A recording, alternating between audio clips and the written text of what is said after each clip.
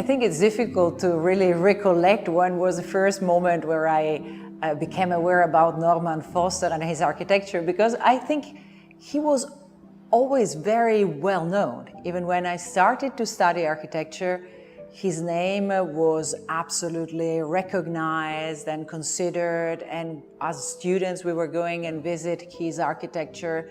So I think Norman Foster is a reference in the world of architecture since long time ago. I remember the first time I met him, it was not really a direct introduction, but we were in the RIBA. It was a very special celebration for Barcelona, receiving the RIBA gold medal. And I remember him talking and being very lovely. And I remember Elena was next to him. And I thought they were both fantastic. We like history as a source of inspiration, but also in a kind of continuity, So that's why we feel that we can do a little more on top of history.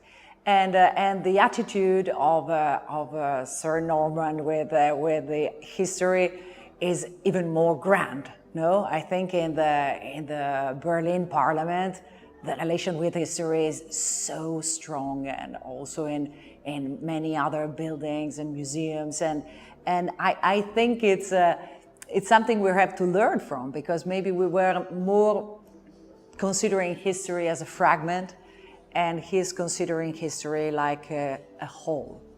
So I'm sure that all the architects, we are kind of fascinating of the possibility of going on with history. We're working in history, and our attitude is likely different. I think the Reichstag is a very beautiful building. It's very strong.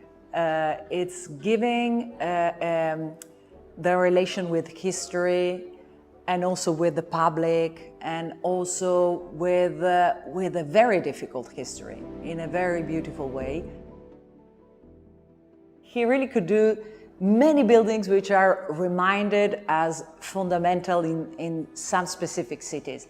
And the Collserola Tower is one of them.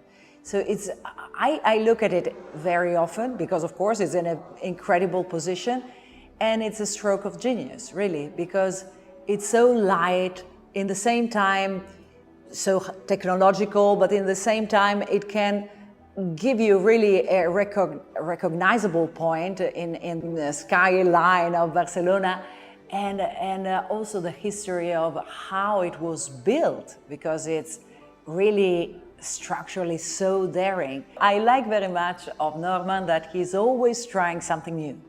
So really, when you see some of his buildings and you say, wow, this is the best he has ever done. No, he can do something even better. I think the education is still a very, very important part, and now more than any time, because now we have these capacities of digital capacities, and maybe they can come before a real comprehension of things.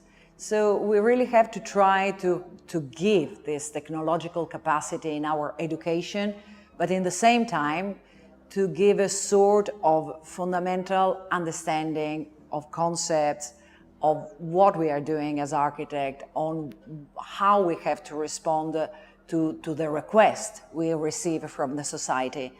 And in this sense, I love the fact that Norman and Elena made a foundation, and this foundation is providing education to not only to the people going there in masters, but also to everybody, because I think this interchange between professional discoveries and teaching and learning is still the fundamental tool that will keep our architecture a quality architecture.